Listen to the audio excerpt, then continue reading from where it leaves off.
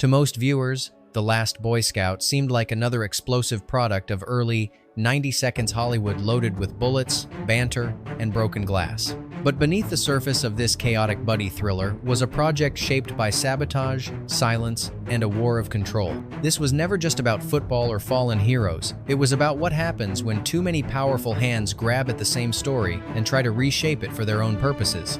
A film conceived as a razor-sharp, bitter satire got passed through so many filters that by the time it hit theaters, it was barely recognizable even to the people who made it. Shane Black wrote the script as a grim, sardonic reflection of America's moral decay. Tony Scott approached it with his signature operatic visuals. Bruce Willis brought the persona of a bruised action icon. And the studio? It just wanted something that sold tickets. What emerged was not so much a collaboration as a collision. Characters disappear mid-arc. Plot threads fray into nothing. Scenes lurch from hard-boiled drama to cartoonish carnage, and all of it is held together by a strange, uneasy energy. You can feel it in every frame, the tension between what this movie wanted to be and what it was allowed to become. It doesn't just entertain, it unsettles, and the deeper you dig, the weirder it gets. These are 20 weird facts you didn't know about The Last Boy Scout. Fact 1. The script that made history and then got torn apart. When Shane Black sold The Last Boy Scout for a then unprecedented $1.75 million, it was a declaration. This wasn't just another action flick, it was the script that everyone in Hollywood wanted, or thought they did. Black's screenplay was grim, foul-mouthed, and unapologetically brutal. It dripped with sarcasm and despair, portraying a world where corruption didn't just exist, it was the default. But once the script was in the studio's hands, things started to unravel. Executives worried it was too angry, too dark, too Shane Black. Rewrites were ordered, scenes were stripped down, the edge was dulled. Bit by bit, the sharp, cynical core was softened for broader appeal. The result? A story that felt like it was being pulled in several directions at once. The tone swung wildly, the narrative rhythm broke apart, and Shane Black, disillusioned by the process, walked away from screenwriting altogether for 6 long years. What began as a high-water mark for action screenplays ended up as a cautionary tale in creative compromise. Fact 2. The director's version was quietly dismantled. Tony Scott delivered his cut of The Last Boy Scout expecting the usual notes. What he didn't expect was to be sidelined from his own film. Behind closed doors, the studio decided his version was too bleak, too stylized, and too difficult to market. So they took it apart without his permission. Editors trimmed character development, axed entire subplots, and reassembled the movie to emphasize quips over complexity, explosions over meaning. Scott discovered the changes during a private screening. His silence afterward spoke volumes. He never campaigned for a director's cut. He never defended the final product. In later interviews, he spoke about the film sparingly and never with affection. Rumors about the original cut still circulate. Some insiders claim it was closer to noir. Others say it was too bleak to survive. Whatever it was, we never got to see it. We saw the version built by committee. Fact 3. Their chemistry came from something real mutual dislike. Bruce Willis and Damon Wayans crackled on screen. Their insults felt authentic, their tension electric, and there's a reason for that. They didn't get along. From the first day of filming, the two leads clashed. Willis reportedly dismissed Wayans' ideas, while Wayans found his co-star's attitude condescending. The animosity escalated quickly. Arguments broke out during rehearsals. Lines were debated and rewritten on the spot. Entire shooting days were delayed. The strain bled into the film. Their characters often appear physically distant sometimes because the script required it, often because they refused to stand too close. Crew members were forced to adjust camera angles and scene blocking just to keep production moving. Some say their hostility gave the film its edge, but it also ensured there would be no sequel, no reunion, no continuation. Once the film wrapped, they went their separate ways and stayed that way. Sometimes, great screen tension comes from something very real off-screen. Fact 4. The original ending was too hopeless for theaters. In its earliest form, The Last Boy Scout didn't end with a punchline. It ended with failure. Shane Black's script closed on a far bleaker note. The bad guys won. The system remained untouched. Joe Hallenbeck, wounded and forgotten, disappeared into a cold, rainy night, muttering about a world that had no use for men like him. It was brutal and honest, but when the film tested, audiences were stunned, not in a good way, Studio executives feared backlash. They didn't want a downer. They wanted resolution, redemption, and one last explosion. So the ending was rewritten, reshot, and rebuilt. Gone was the monologue of disillusionment. In came a football stunt, a helicopter fight, and a cheesy final exchange. The new version offered closure. Kind of. Look closely and you'll notice the seams. Plot threads vanish. The tone wobbles. Dialogue seems repurposed. The ending doesn't just feel different, it feels like it belongs to another movie. And that's because it does. It belongs to the version we never got to see. Fact 5. The studio demanded a higher body count. There's violence in action movies. And then there's The Last Boy Scout, a film so saturated with death it borders on parody. That wasn't an accident. Midway through production, executives sent down a mandate: more bodies, more blood, more chaos. They believed a higher kill count would help the movie stand out in a crowded market. Tony Scott delivered. The film's final body count neared 90. Entire sequences were staged to increase carnage, not serve the story. Extras were gunned down in scenes that had originally been quiet. A hallway conversation turned into a firefight. Critics noticed. So did censors. But audiences, particularly young male viewers, ate it up. The film became known not just for its quips, but for its sheer volume of carnage. It didn't just go loud, it went for blood. Fact 6. The NFL wanted nothing to do with it. Despite being centered around professional football, The Last Boy Scout features no real teams, logos, or league affiliations. That wasn't an artistic choice, it was legal fallout. The NFL took one look at the script, rife with drug use, game fixing, and violent crime, and backed away immediately. They issued warnings. They denied licensing. They made it clear they wanted no connection. So the filmmakers improvised. They invented teams, designed fake logos, dressed extras in uniforms that resembled real franchises just enough to look familiar, but not enough to trigger a lawsuit. Still, the film slips in references to real teams, real games, real scandals. It walks a tightrope between satire and slander, and somehow the NFL stayed silent. Maybe because they didn't want to amplify it, or maybe because it hit a little too close to home. Fact 7. The director's style was almost shut down. Tony Scott didn't just shoot action, he painted with light and chaos. But midway through The Last Boy Scout, his signature aesthetic became a problem. Producers grew anxious. The film, they felt, was starting to look like an over-stylized music video. Too many colored gels, too much smoke, too many dramatic close-ups framed through cracked blinds. Joel Silver reportedly told Scott, "Pull it back. This isn't MTV." Scott ignored the warnings. He believed the visual style was what gave the movie its unique energy. Still, pressure mounted. Some scenes were reshot. Others were toned down in post. But Scott kept sneaking in his flourishes, neon reflections, slow-motion bursts, silhouettes against fire. The studio didn't love it, but they couldn't stop all of it. The final cut is a push-pull between vision and compromise, and somehow, that tension made the film look exactly as unhinged as it felt. Fact 8. One trap was so disturbing, it was erased overseas. Joe Hallenbeck's light bulb trick, where he rigs a lamp to blind a thug with a blinding flash, was a memorable moment for American audiences. But in other countries, it was cut completely. Censorship boards in Germany, Australia, and the UK flagged the scene as a replicable method of harm. Their concern? Someone might try it. Rather than fight it, Warner Brothers quietly removed the sequence from international cuts. The pacing became choppy. Viewers were left confused. Some thought the missing footage was a defect. It wasn't. It was fear of liability, of imitation, of something hitting a little too close to real. Eventually, uncut versions leaked out. Fans called it one of the film's most clever, cruel moments. Others said it never should have been filmed at all. It was fast, simple, effective, and a little too believable. Fact 9. They almost recast one of the leads midway through. By week 3 of production, the tension between Damon Wayans and the creative team had reached a breaking point. He questioned the rewrites. He refused to play comic relief, and he clashed repeatedly with Bruce Willis. Joel Silver lost patience. According to crew members, he seriously considered pulling Wayans from the film. Scripts were adjusted. Alternate casting was discussed. The plan? Quietly recast the role and shift the story. But Tony Scott fought back. He believed Wayans brought a wounded anger to the character that couldn't be faked. After days of standoff, a compromise was made. Wayans would stay, but his character arc would be scaled back. Watch closely and you'll notice it. Jimmy Dix starts with depth. But as the film progresses, that complexity fades. The jokes get louder. The pain disappears. It wasn't a performance choice. It was survival. Fact 10. The opening scene was shot last. It's one of the most shocking starts to any action film of its era.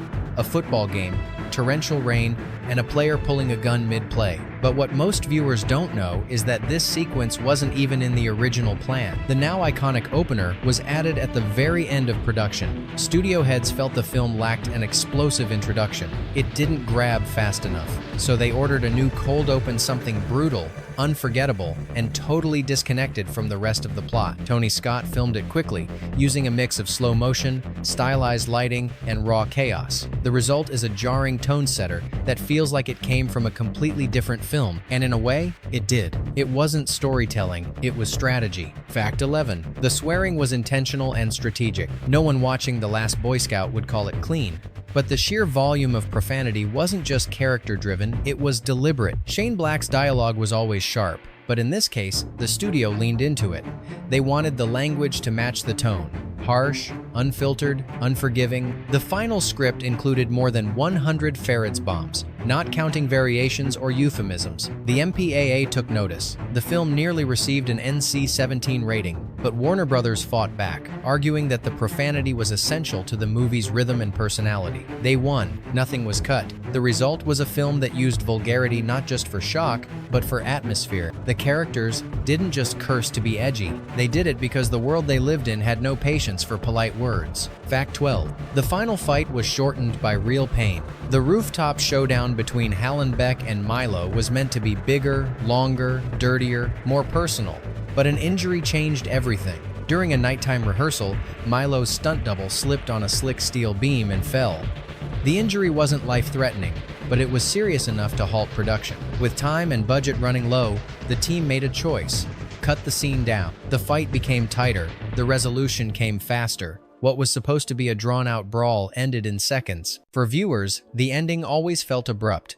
Now you know why. It wasn't a creative decision. It was damage control. Fact 13. She was supposed to be the emotional anchor. Halle Berry's screen time in The Last Boy Scout is brief and violent. Her character, Corey, dies early. But originally, she had a far more significant role. In early drafts and initial cuts, Corey was the film's emotional center. She wasn't just Jimmy Dix's girlfriend. She was a fighter, a survivor, and someone carrying a quiet, tragic strength. Scenes were filmed showing her trying to help Jimmy recover, confronting shady figures at her club, and taking risks to protect him. But as the edit tightened, her story was sacrificed. The pacing demanded momentum. The emotional beats got trimmed, and Corey faded into little more than a plot trigger. Berry later spoke about it in interviews. She understood the decision, but admitted the loss stung. She mattered more than what ended up on screen, she said. And if you look closely at Jimmy's arc, you can still see the outlines of the part that's missing. Fact 14. The scene that crossed a line, even for them. Everyone involved in The Last Boy Scout knew it was going to be violent. But there was one scene that made even the producers pause. It was a torture sequence. Joe Hallenbeck, restrained and brutalized by two crooked cops. The details were graphic. A lit cigarette, a broken finger, and a monologue about pain that made crew members visibly uncomfortable during shooting. Tony Scott filmed it like a horror movie. Shane Black thought it was the grimmest, most truthful moment in the film, but Joel Silver shut it down. After watching a rough cut, he reportedly said, "This scene doesn't just hurt the character, it hurts the film." The footage was pulled. It was never included in any official release. Those who saw it never forgot it. Those who didn't likely never will. Fact 15. The gun was real and loaded. There's a moment during production that no one likes to talk about. It happened fast, and it could have ended everything. During a scene involving a close-range gunshot, an actor was accidentally handed a real weapon with a live round inside. Bruce Willis was the target in the shot. He immediately noticed something felt off. He paused the scene. A weapons expert stepped in. What they found confirmed it. A real bullet, a real chamber, a real threat. Filming shut down for the day. The armorer was fired. Every weapon was rechecked, re-tagged, and locked under stricter protocol. The incident was buried under studio silence. No one was hurt, but the atmosphere shifted. From that point forward, every trigger pull felt heavier. Fact 16. The tagline was typed in a drunken rush. It's just a game. You think you're tough enough? That was the line printed on posters, trailers, and VHS covers. But behind its faux bravado lies a truth no one expected. It was written in a hurry by an executive who had no better options. According to studio insiders, the marketing team struggled for weeks to come up with a line that captured the film's violent, sarcastic tone. Nothing worked. One night, a VP stayed late, poured himself a drink, and pounded out half a dozen phrases in frustration.